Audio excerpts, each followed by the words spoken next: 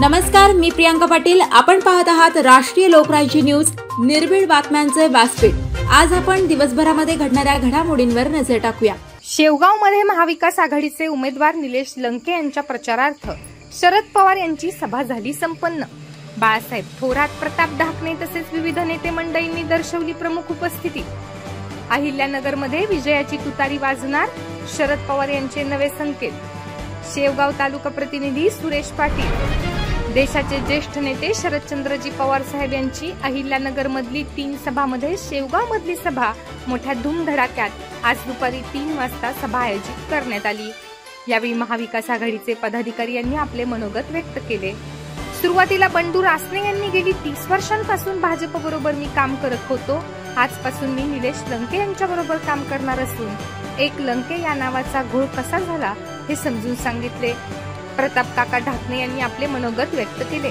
बाळासाहेब थोरात हे बोलले की एक गरीब कुटुंबियांचा धडपडणारा माणूस असेल तर आदर्श लोकप्रतिनिधी निलेश लंकेच असेल. यानंतर निलेश लंके यांनी आपले मनोगत व्यक्त करत असताना म्हटले की 365 दिवस समाजासाठी उपलब्ध असेल.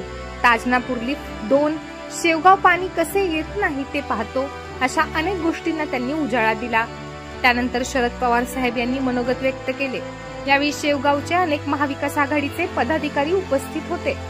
तसेच आज शेवगावमध्ये महाविकास आघाडीचे उमेदवार निलेश लंके यांच्या प्रचारार्थ देशाचे नेते शरद पवार यांची सभा झाली. या कार्यक्रमासाठी हजारो कार्यकर्त्यांनी हजेरी लावली होती. पूर्ण शेवगाव नगरी या कार्यक्रमासाठी उपस्थित होती. सर्व शेवगावकरांनी शब्द दिला आहे की फक्त आम्ही निलेश लंके यांनाच मतदान करणार, भाजपला अजिबात मतदान करणार नाही, कारण भाजपने आतापर्यंत शेतकऱ्यांना फसवले आहे. त्यामुळे नगर दक्षिण लोकसभा मतदारसंघाचे उमेदवार निलेश लंके यांना प्रचंड बहुमताने विजयी करणार असल्याचे शेवगावकरांनी शरद पवार यांना शब्द दिला आहे. शरद पवार यांच्या सभेसाठी काँग्रेसचे ज्येष्ठ नेते आमदार बाळासाहेब थोरात, प्रताप ढाकणे तसेच शेवगाव पाथर्डी येथील महाविकास आघाडीचे सर्वच नेते मंडळी मोठ्या संख्येने उपस्थित होते. ही सभा मोठ्या जल्लोषात साजरी करण्यात आली.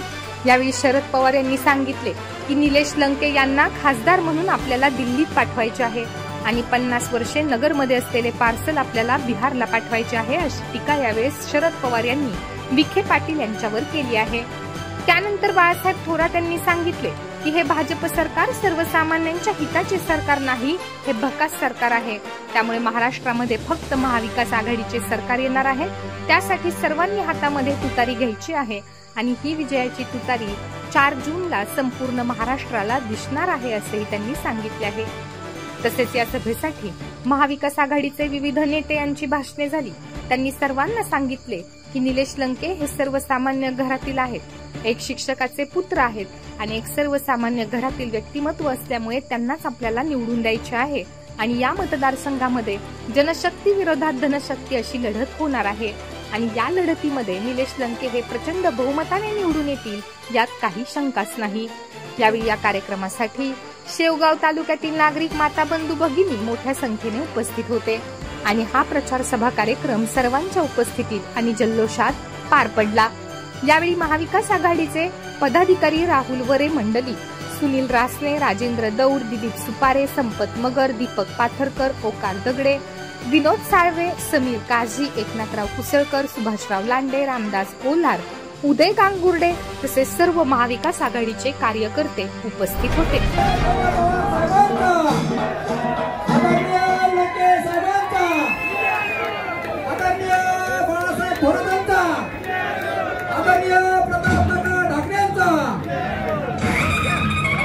साहेबांचा सत्कार या ठिकाणी संपन्न होतो. देशाचे नेते आणि आपला सर्वांचा या ठिकाणी उपस्थित असणारे काँग्रेसचे जिल्हाध्यक्ष जयंतजी वाघ साहेब, माननीय सुभाष लांडे साहेब, माननीय माजी आमदार दादाभाऊ कळमकर साहेब, अशोकजी गायकवाड साहेब, या ठिकाणी उपस्थित असणारे प्रदेश युवक राष्ट्रवादीचे अध्यक्ष मेहबूब शेख, राष्ट्रवादीचे जिल्हा अध्यक्ष राजेंद्र तात्या फाळके, शिवसेनेचे उद्धव ठाकरे गटाचे राजेंद्र दळवी साहेब, आम आदमी पक्षाचे आगाव साहेब, या सर्वांचं या ठिकाणी स्वागत करतो. मंचावरील सर्व उपस्थितांचं, ओबीसी सेलचे प्रदेश अध्यक्ष या ठिकाणी आले, त्यांचं देखील मी स्वागत करतो. आलेल्या मंचावरील सर्व मान्यवर तसेच पाथर्डी आणि शेवगाव तालुक्यातून आलेल्या सर्वांचं या ठिकाणी स्वागत करतो. आणि आपले मला एक सांगायचं, मागाशी कोणतरी म्हटलं काही फोटो लागलेत म्हणून टीव्हीवरती बातम्या होते. स्वर्गीय गोपीनाथराव मुंडे साहेब असतील, स्वर्गीय बबनराव ढाकणे असतील, स्वर्गीय मारुतराव घुले पाटील असतील, स्वर्गीय विलासराव देशमुख असतील, स्वर्गीय आर पाटील असतील. ही कुठल्या पक्षाची संपत्ती नसते, ती जनतेची संपत्ती असते. आणि म्हणून ते फोटो आहेत. कारण आम्हाला तुम्हाला लाज वाटत असेल पण आम्हाला या सगळ्याबद्दल आदर आहे. आणि म्हणून कुठंतरी एक लक्षात घेतलं पाहिजे, 5 वर्षात काय घडलं काय नाही घडलं हे आपण आपल्या गावात आल्यावर बोलू. गड हो तुमचा गडी, तुमच्या घरातला माणूस आणि तुमच्या हातात धरणारा माणूस, तुमच्या मनातला माणूस हा निलेश लंकेचा आहे हे तुम्हाला समजतंय. आणि तुम्हाला खासदार व्हायचंय. आणि शरद पवारांच्या पाठीशी हा महाराष्ट्र उभा आहे, काँग्रेसच्या पाठीशी उभा आहे, उद्धव ठाकरेंच्या पाठीशी उभा आहे. हे सिद्ध करायचंय एवढंच सांगेल. गण मेळाव्याच्या आपण डिटेल बोलू. माफी मागतो व्यासपीठावरच्या सगळ्या मान्यवरांची. इथे एक वक्ता 1 तास बोलू शकतो पण आज नाविलाजानं आपल्याला बोलण्यासाठी संधी देता येत नाही. इथं आरपीआय दलित चळवळीतले कार्यकर्ते सगळे कार्यकर्ते मान्यवर आहेत. परंतु माफी मागतो उमेदवाराच्या वतीनं की आम्हाला अधिक वेळ कधी आहे. महबूब भाई सारखा आमचा महाराष्ट्राचा युवा मोर्चाचा अध्यक्ष आहे, मयूबाई सारखा वक्ता आहे, दळवी सारखा शिवसेनेचा वक्ता आहे, परंतु बोलता येत नाही. म्हणून या ठिकाणी माफी मागतो. अशोक खेडकर 13 मे रोजी होत असलेल्या लोकसभेच्या निवडणुकीमध्ये आपल्या सर्वांचे जनतेचे उमेदवार आमदार निलेशजी लंके यांच्या प्रचाराच्या निमित्तानं आपल्याला मार्गदर्शन करण्याकरता उपस्थित असलेले आदरणीय शरदचंद्रजी पवार साहेब, आमदार तातेजी तनपुरे, प्रताप काका ढाकणे, कॉम्रेड सुभाषजी लांडे, नेहरू शेट्टी, राजेंद्रजी फाळके, जयंत पवार, राजेंद्र रवी. तुम्हाला भाषेने काय ऐकायचं होतं पण आज नाही, आता प्रत्येक ऐकावं लागलं. सभापती प्रभावतीताई घोगरे तुम्ही ऐकलं दिसत नाही गणेशचं भाषण. अशोकरावजी गायकवाड, राजू आगार हे आपल्याकरता उमेदवार म्हणून उभे आहेत. त्यांचा पक्ष राष्ट्रवादी काँग्रेस पवार साहेबांचा पक्ष आहे. आमच्या आघाडीचे उमेदवार आहेत, इंडिया अलायन्सचे उमेदवार आहेत. तर खऱ्या अर्थानं जनतेचा उमेदवार कसा असतो याचं मूर्तिमंत उदाहरण महाराष्ट्राने देश पाहतो. एवढं तुम्हाला काय जादू घडणं केली काही कळायलाच काय. गावात आता रात्री 2-2, 3-3 वाजेपर्यंत लोक जागे आणि मोठ्या संख्येनं, हजाराच्या संख्येनं वाजत गाजत मिरवणुका काढताय. नेमका काय चमत्कार आपल्याला पाहायला मिळतोय, परंतु हा चमत्कार अचानक घडत नसतो. ही गोष्ट आपण लक्षात ठेवली पाहिजे. 5 वर्ष आमदारकीचे त्यांचे मी पाहिले जवळून.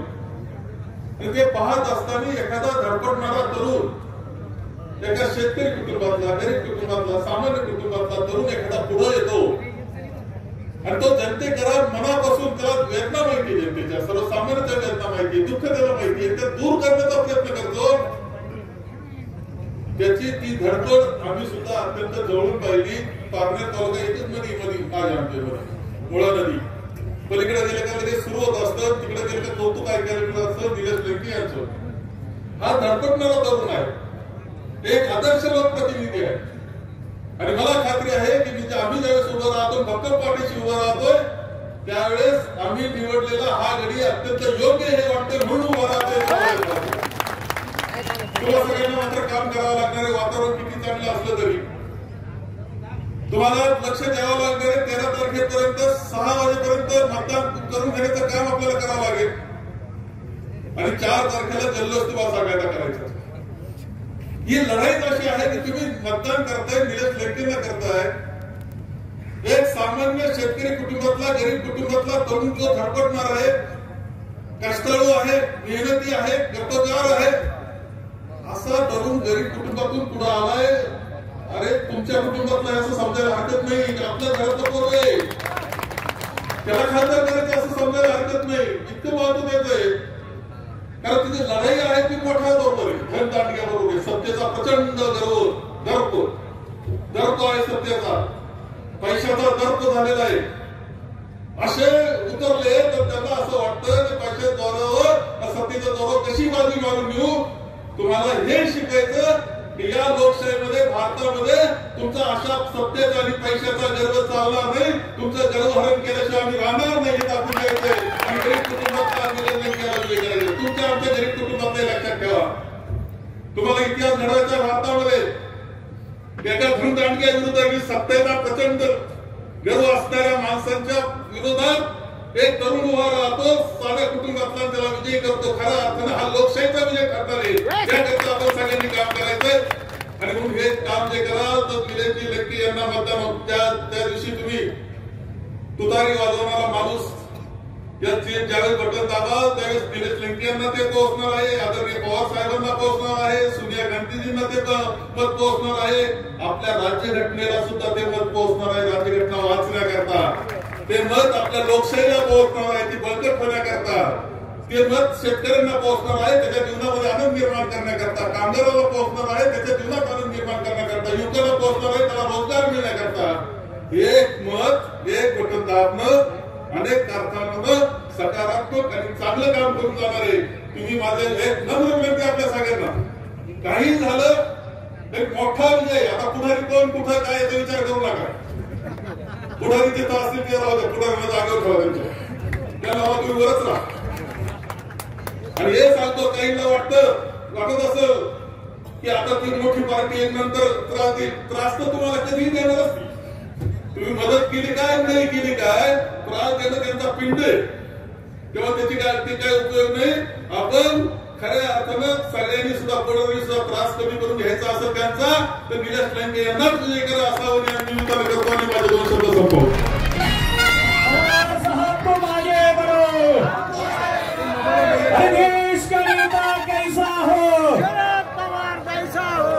आदरणीय साहेब प्रताप पुरंदर क्षत्रिय क्रांतास सिंहासनाधीश्वर हिंदवी स्वराज्य संस्थापक महाराजाधिराज श्रीमंत राजे श्री श्री छत्रपती शिवाजी महाराज की जय.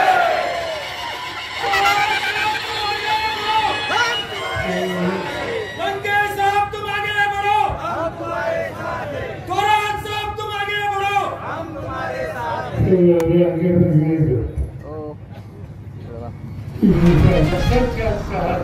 लोकशाही पद्धतीवर त्यांचा विश्वास नाही. बाबासाहेब आंबेडकरांनी आज आपल्याला त्यांनी 1 वर्षाचा अधिकार दिला. तो अधिकार घटनेने दिला. आज या संविधानाच्या संबंधी चिंता व्यक्त करावी असेल तर ही घटना जगवली पाहिजे, शिकवली पाहिजे. पण ज्यांचे आता सत्ताच त्याची काय भूमिका. आज ते सांगतात भाषण करतात मोदी साहेबांना अधिक अधिकार दे. ते अधिकार इतके असले पाहिजे की प्रसंगी घटना सुद्धा बदलते. त्या भाजपवाल्यांचे एक बंगलोरचे खासदार आहे, त्यांचं नाव हेगडे. त्या हेगडेंनी मध्यंतरी मागणी केली या देशाची घटना बदलून अधिक अधिकार मोदी साहेबांना द्यायची गरज आहे. मागणी करते खासदार ज्योतिर्विद्या नावाच्या राजस्थानच्या खासदार त्यांनी जाहीरपणे सांगितले की संविधानात बदल करायची गरज आहे आणि ती बदल करण्यासाठी मोदी साहेबांना अधिक अधिकार द्यायला पाहिजे. उत्तर प्रदेशमध्ये लल्लू सिंग नावाचं मुख्य एक खासदार आहे, भाजपचा खासदार. त्यांनी मागणी केली की मोदी साहेबांचे अधिकार वाढले पाहिजेत आणि घटना बदलायची ताकद त्यांच्या हातात दिली पाहिजे. त्याचा अर्थ का? त्याचा अर्थ या राज्यकर्ते आणि सत्ताधारी पक्षाच्या लोकांना आंबेडकरांच्या घटनेत त्यांचा विश्वास नाही. त्याचा त्यांना परिवर्तन करायचे आणि परिवर्तन करून तुला लोकांचा मूलभूत अधिकार हा त्या ठिकाणी उद्ध्वस्त करायचा आहे.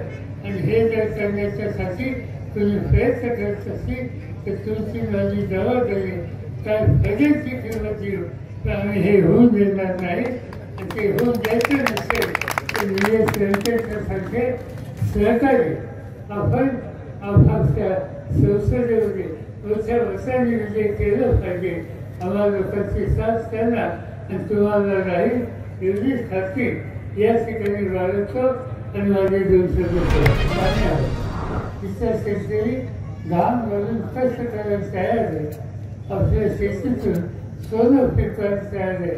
फक्त त्याला पाणी पाहिजे. अनेक योजना आहेत आणि त्याचा विचार झाला, पण निर्णय पूर्ण झालेले. सेवा तालुक्यामध्ये ताजनापूर दिवस पाणी 10 गावांना 17 गावांना देण्याच्या संबंधी कितीतरी दिवसाबद्दल त्याची चर्चा आणि वागली. मला असंच आहे, शिवाजीराव कापसे आणि हर्षदा कापसे यांनी यासाठी संघर्ष केला. आम्हाला लोकांच्याकडे त्याच्यामध्ये प्रश्न सुद्धा मागण्या केल्या आणि जे काही पाणी आहे त्याचं जे शेगाव तालुक्याचं बरोबर असे गावातलं 9 गावांना ते पाणी मिळावं यासाठी या कुटुंबांनी माझी भेट घेतली. या राज्याच्या बालगंधर्व माणसांची आम्ही चर्चा केली, पण अजूनही त्याच्या सगळ्या गोष्टी पूर्ण झालेल्या नाहीत. पण मी असं एवढंच सांगतो की असे प्रश्न सोडवण्याचं प्रत्यक्ष नाही. माझ्या पुस्तकी सिरीज सांगतो की या लोकांचा हा जो प्रयत्न आहे तो प्रयत्न उचित देण्यासाठी जी काही त्यांना मदत लागेल ती मदत मी आणि आमचे सगळे सहकारी करतील. तर हा फायद्याचा प्रश्न आज केवळ शेती एकतर शेती हिचा अभ्यास करतो. उद्योगधंद्याची ग्रोथ पाहिजे आणि उद्योगधंद्याची ग्रोथ पाहिजे. MIDCची गरज आहे. छोटे मोठे उद्योग कसे येतील त्यासाठी लागणारं इन्फ्रास्ट्रक्चर हे MIDCच्या वतीने तयार करता येईल आणि त्यासाठी या सेवा संस्थेमध्ये मिनी MIDCचे आणता येईल का या संबंधीचा प्रस्ताव आज राज्य सरकारच्याकडे पेंडिंग आहे. मला स्वतः वाटतं की आम्ही राष्ट्रीय वस्ती लोकांनी या निवडणुकीची प्रक्रिया संपल्यानंतर 2 गोष्टी तिथे लक्ष घालावं. एक पाणी आणि दुसरं MIDCचा रूपांतरण उद्योग. या 2 कामाला खऱ्या अर्थानं प्रोत्साहित करू शकतो प्रश्न शिक्षे ती शिस्ती ही बदलण्याचं राहणार नाही. एकेकाचा अहमदनगर जिल्हा हा दुष्काळी जिल्हा होता. काही भागात पाणी आले, काही भागात कारखाने आले. दिवसेंदिवस चित्र बदलत आहे. पण हे चित्र बदलून पूर्णपणानं समाधान व्यक्त करावं अशी काही स्थिती या ठिकाणी नाही. आणि त्याच्यामध्ये बदल केला पाहिजे, परिवर्तन केलं पाहिजे, विजय कामाला प्रोत्साहन दिलं पाहिजे आणि विकासाच्या कामाला गती द्यायला पाहिजे. आणि ती द्यायची असेल तर आज ज्यांच्या हातात सत्ता आहे त्यांच्या बाजूला हे प्रश्न सुटणार नाही. आणि म्हणून महाराष्ट्रामध्ये परिवर्तनाची गरज आहे, बदल करण्याची गरज आहे. आणि ती संधी लोकशाहीच्या माध्यमातून आज निवडणुकीमधून आपल्या सगळ्यांच्या समोर आली. आजचे राज्यकर्ते या कामाच्याबद्दल जागरूक नाही. त्याचा विश्वास करायचा नाही त्याची सरकार आणि ते काम मी असं म्हणतो. आज तुम्ही बघा लोकशाहीवर त्यांचा विश्वास आहे का नाही, तिथे सत्तेला जागा आहे त्याचं कारण आज कितीतरी गोष्टी असतात की ज्या ठिकाणी निकाल होते. लोकशाहीमध्ये लोकांनी निर्णय घ्यायचा असतो. आज तुमच्याकडे ग्रामपंचायतीच्या निवडणुका झाल्या, तुमच्याकडे पंचायत समितीच्या निवडणुका झाल्या, तुमच्याकडे जिल्हा परिषदेच्या निवडणुका झाल्या. का नाही होत? लोकशाहीमध्ये तुमचा अधिकार आहे. पण हे सरकार या निवडणुका घ्यायची जबाबदारी त्यांच्या असताना सुद्धा लोकशाही संस्थेवर त्यांचा विश्वास हा नसल्यामुळे लोकांचा ध्वंसाचा अधिकार हा गाजून द्यायचा नाही, त्याचे निर्णय घ्यायचे नाही आणि सगळ्याच लोकांच्या हातामध्ये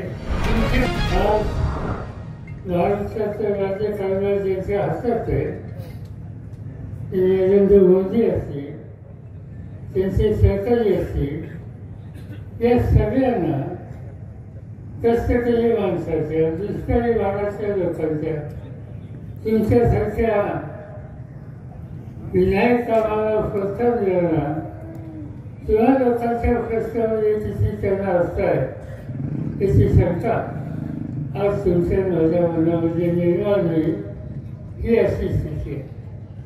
शेती आणि शेतीचा कोणत्याही धंदा तुम्ही घ्या. कांदा जे या शेतकऱ्याचं अत्यंत महत्वाचं पीक, 2 पैसे खात्रीचं देणारं पीक, त्या देशामध्ये आपण खास होतो, देशाच्या बाहेरही खास होतो, त्यांना उत्पादन ठीक होतं.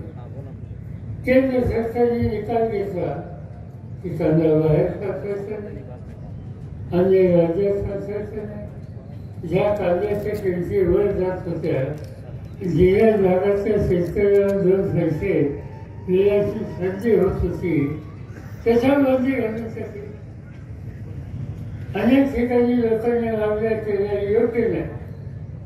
आम्ही लोकांनी आग्रह केला, शेतीचे असा निकाल घेतला. आधी निकाल काय घेतला? पांढरा कांदा जो पिकवतो त्या गुजरातच्या शेतकऱ्यांना त्याचा कांदा निर्यात करायला परवानगी. ठीक आहे, तुम्ही गुजरातचा शेतकरी आता आमचा शत्रू नाही, त्याला संजीवनीचे आम्हाला आनंद आहे. तर गुजरातच्या शेतकऱ्यांना परवानगी आहे, महाराष्ट्राच्या शेतकऱ्यांनी काय घडवून आणलं? आमचा कांदा बाहेर एक्सपोर्ट करायला का परवानगी दिली? फारच चळवळी झाल्या, लोकांची नाराजी झाली. त्या 2 दिवसाच्या पूर्वी ते निकाल घेतल्याची भूमिका आज त्या ठिकाणी दिसते. ही कांद्याची स्थिती, ज्याचा उल्लेख या ठिकाणी आधीच्या वक्त्यांनी केला. सोयाबीन अलीकडच्या काळामध्ये हे पीक आपल्याकडे लोक घ्यायला लागले. त्याच्यामुळे देशामध्ये साखर, ऊस याचं उत्पादन महाराष्ट्रात 1 नंबर आहे. त्याच्या आधी उत्तर प्रदेश होते, आता उत्तर प्रदेशचा 1 नंबर आहे. पण यंदाच्या वर्षी महाराष्ट्राचा 1 नंबर. साखर तयार करतो, मळीपासून वयासीन करतो, वयासीनपासून आपण इथेनॉल करतो. इथेनॉल हे पेट्रोलमध्ये मिक्स केलं जातं आणि त्यावर वाहनाचे प्रश्न कमी असतात आणि त्यासाठी हा धंदा अत्यंत महत्वाचा. त्या ऊसाच्या मर्यादा, साखरेच्या किमतीच्या मर्यादा याच्यावर करायचंच नाही ही भूमिका. त्याची फारच चळवळ झाली, जंगा झाला, मागण्या केल्या. तर या अर्थामध्ये काही गोष्टीची धोरणं ही बदलायचा निकाल केंद्र सरकारने केलेला. तर हे उदाहरण यासाठी विचारतोय की हे सरकार तुम्ही घाल घालून काळ्या ऐशी इमारत करायला शेतकऱ्यांनी जे काही उत्पादन केलं त्याला न्याय देण्यासाठी हे सरकार नाही. यावर तुला सगळ्यांच्या यात्रा कशा वाचतील याची भूमिका आजचे राज्य कशी घेतात आणि त्याचा विचार सुद्धा मला करावा लागला. सत्ता हातात असते, तिचा वापर लोकांच्यासाठी केला जातो. आज काय दिसतं? आज केंद्राची सत्ता मोदी साहेबांच्या हातात काय निर्णय घेतले गेल्या वर्षात 2 वर्षात 10 वर्ष सतत 10 वर्ष त्याच्या हातात सत्ता. त्याची नोटाबंदी कर, काय झालं नोटाबंदी? काही दिवस लोक अनेक बँकेच्या दारामध्ये सकाळपासून संध्याकाळपर्यंत नोटा बदलायला रांगी सुरू होती. एका महाराष्ट्रामध्ये नोटबंदीच्या काळामध्ये रांगी सुरू राहिलेले 700 लोक मृत्यूमुखी पडले. त्याच्या नोटा बदललेल्या नाही, मृत्यूला त्यांना सामोरं जावं लागलं. आता निर्णय होता आणि नोटाबंदीचा निकाल घेतल्याच्या नंतर काळा पैसा बाहेर येईल म्हणजे ते काळा पैसा बाहेर शेतकऱ्याच्या सामान्य माणसाच्या खिशात ते रक्कम पडले असं म्हणजे ते गंभीर त्यांच्या खिशामध्ये पडली गेली. अनेक गोष्टी सांगण्यासारख्या मध्यंतरी करोनासारखे संकट आलं. आजच्या विरोधात मी संकेत दुष्काळी भागात येतात. पाणी खर्च चालू झालं. करोनाचं संकट आल्याच्या नंतर या नेत्यांनी त्या ठिकाणी करोनाने संकटग्रस्त असलेल्या लोकांच्यासाठी सुविधा केली. त्यावेळेला 35,000 लोकांनी उपाय या ठिकाणी केले. डॉक्टर बोलवले, औषधं बोलवली आणि वर्ष झाल्याने एक व्यस्त स्वतःच्या घरात सुद्धा गेले नाही. राहिले ते या करोनाग्रस्त रुग्णांची सेवा करण्यासाठी जी काही व्यवस्था केली त्याच्या बाहेर एक दिवस सुद्धा गेले नाही. त्या प्रकारची ती भूमिका त्यांनी घेतली. आणि त्यावेळेला पुण्यात मुंबईत काय होत होतं, कामासाठी आलेले अनेक लोक पुण्यात सोडून मुंबई सोडून गावाकडे निघाले चालत. हजारो लोक चालत चालत गावाकडे गेले. वाहनाची व्यवस्था नाही.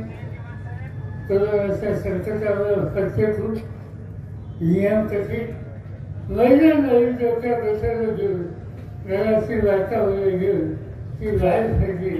पण त्यांच्या फक्त कोरोना करण्यासाठी मोदी सरकारने ठोस पावले टाकलेली आहेत. निलेशसारखे सरकार सरकारी हात या खर्चात काम करू शकतो. ज्यांच्या हातात कमल घालण्याची संस्था आहे ते मात्र यासाठी काही करू शकत नाही.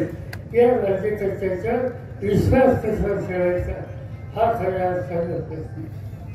सत्तेचा गैरवापर हे या राज्यकर्त्याचं वैशिष्ट्य. त्याच्या मनात म्हणजे एखादी बोलवली.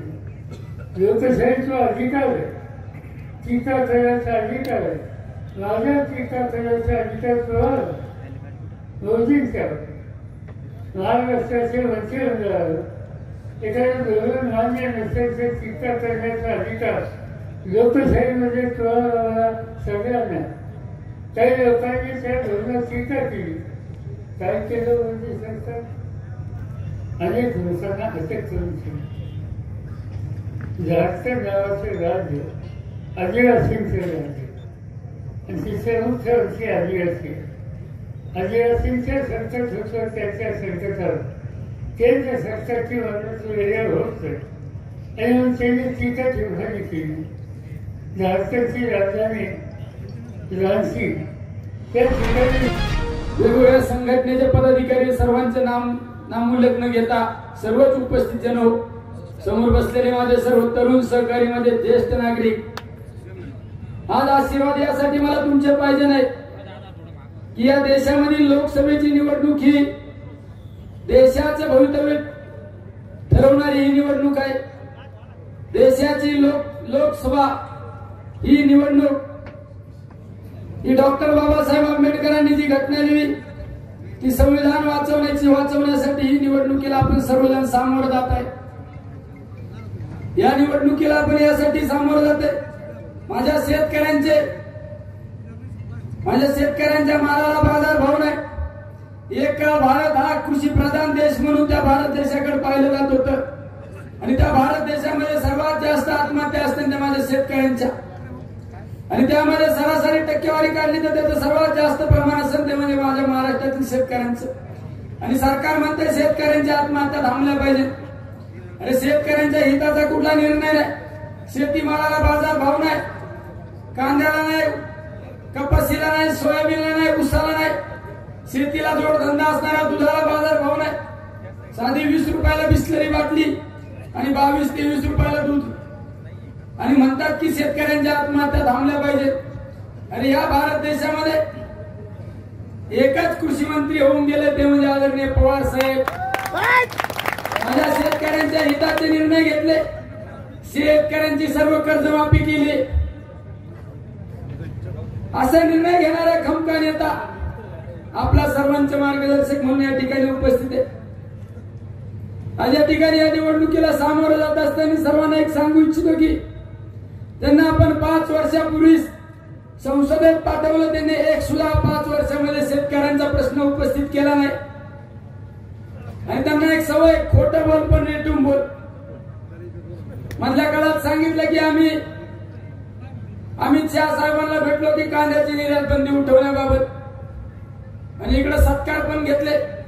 आणि एका सत्काराच्या कार्यक्रमात तर सांगितलं निर्यात बंदी उठली नसती तर मी फॉर्मच नसता भरला. काही तास नाही गेले तर त्या संबंधित विभागाच्या सचिवांनी सांगितलं की अशी कुठल्याच प्रकारची निर्यात बंदी नाही उठली. अरे शेतकऱ्यांसाठी लाभलं पाहिजे. हा मतदारसंघ भौगोलिक परिस्थिती जर पाहिली तर बहुतांशी हा मतदारसंघाची परिस्थिती ग्रामीण मतदारसंघाची परिस्थिती वेगवेगळ्या भागामध्ये वेगवेगळे प्रश्न आहेत. शेवगाव भागामध्ये आलं तर ताजनापूरचा अनेक वर्षापासूनचा प्रश्न आहे. ताजनापूर लिफ्ट टप्पा नंबर 2चा अनेक वर्षापासूनचा प्रश्न प्रलंबित आहे. आणि ज्या शहरामध्ये आपण या ठिकाणी उपस्थित आहे बाजूला हाक्याच्या अंतरावर जायकवाडी धरण आणि माझ्या शेवगावच्या नागरिकांना 18 दिवस पाणी मिळत नाही. आणि तुम्ही सत्तेतून आल्यानंतर खऱ्या अर्थाने सर्वसामान्य लोकांना न्याय देता आला पाहिजे. असे काहीतरी काम करून दाखवता यायला पाहिजे की कमीत कमी 25 वर्ष लोकांनी आपलं नाव घेतलं पाहिजे. सत्ता कशासाठी असते? सत्ता ही समाजासाठी काहीतरी आपण दिलं पाहिजे. समाजातील अनेक प्रश्न प्रलंबित प्रश्न विकासाचे प्रश्न सोडवण्यासाठी सत्ता असते. माझ्या गोरगरिबांचे अश्रू पुसण्यासाठी सत्ता असते. आणि या ठिकाणी फक्त सत्ता प्रतिष्ठेसाठी राबवले आपण गेले पाहिजे किती वर्षापासून. थोडं सर्वांना या ठिकाणी सांगतो आधीचा वेळ घेणार नाही कारण पवार साहेबांना लवकर जायचे थोरात साहेबांना बोलायचे. मी सर्वांना सांगतो एकच विनंती करतो एकदा फक्त माझ्या विश्वास टाकून पाहिजे. एकदा तुम्हाला अभिमान वाटतं असं काम करून दाखवून अभिमान वाटतं असं काम करून दाखवून. निलेश लंके ध्येयवाडा माणूस आहे. ध्येयवाडा माणूस समाजासाठी 24 तास 365 दिवस समाजाला त्या ठिकाणी आधार देण्याचं काम करणारा हा कार्यकर्ता आहे. पद कधी प्रतिष्ठेसाठी घेतलेले नाही कधी पदाच्या पाठीमागे पळाला नाही. आपण सर्वसामान्य लोकांना न्याय देण्यासाठी पद आणि प्रतिष्ठेचा वापर केलेला आहे. एवढं सर्वांना एक सांगू इच्छितो 5 वर्षापूर्वी ज्यांना निवडून दिलं त्यांच्याकडून आपल्याला अपयशपदी आलं. या मतदारसंघातील अनेक प्रलंबित प्रश्न आहेत. ताजनापूर सुद्धा प्रश्न सोडू आपण काळजी करू नका रे. कसं शेवगावला पाणी येत नाही कसं शेवगावला पाणी येत नाही तो सुद्धा प्रश्न सोडू तुम्ही काळजी करू नका. फक्त एकदा हा तुमच्या भावाला संधी द्या. एकदा संधी आणि 13 तारखेला अशी काय तुतारी वाजवा ना.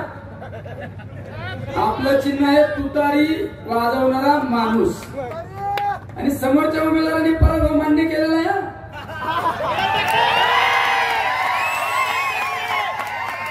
याच्या पायाखाली वाळू सर कधी ना ते असे बाकी उद्योग करतो. माझ्या नावाचा एक निलेश लंके सोडला आणि त्याला ती पिपाणी नाही का ती बँडवाल्याची. अरे लोक तुमचे बँडच वाजवणारे त्याला पिपाणी चिन्ह द्यायला लावलं. याला सांगितलं तू फॉर्म भर त्याला सांगितलं तू फॉर्म भर. याचा अर्थ काय हे तुमचं सगळं उराकलेलं आहे आवरलेलं आहे. आता फक्त आपल्याला 13 तारखेपर्यंत हाच जोश आणि हाच प्रत्येकाची एनर्जी 13 तारखेला 5 वाजेपर्यंत टिकली पाहिजे. त्यामुळे सर्वांनी आता ग्रामपंचायत सारखी निवडणूक लढवायची. मी तुमचा भाऊ आहे ना मी तुमचा मुलगा आहे ना. मग आता भावासाठी करायचंय मुलासाठी करायचंय. मग आता सर्वांनी आपली चिन्ह घराघरापर्यंत गेलं पाहिजे का नाही. प्रत्येकाच्या घराघरात गेलं पाहिजे प्रत्येकाच्या मनामनात गेलं पाहिजे. आणि 13 तारखेला असा काय तुतारीचा आवाज आला पाहिजे ना. तो आवाज डायरेक्ट कुठे गेला पाहिजे दिल्लीला आवाज गेला पाहिजे. 4 तारखेला निकालाच्या दिवशी अशी बातमी आली पाहिजे नगर दक्षिण लोकसभा मतदारसंघ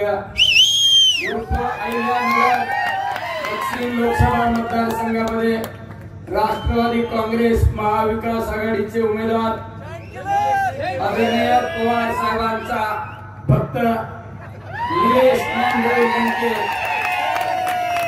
विजय घोषित. आणि कम से कम 16. आणि सर्वांना विनंती आता 13 तारखेपर्यंत आता थांबायचं नाही. हात वर करून सांगायला. ताज्या बातम्यांसाठी आणि अपडेट्ससाठी राष्ट्रीय लोकराज्य न्यूज चॅनलला सबस्क्राईब करा तसेच लाईक आणि शेअरही करा.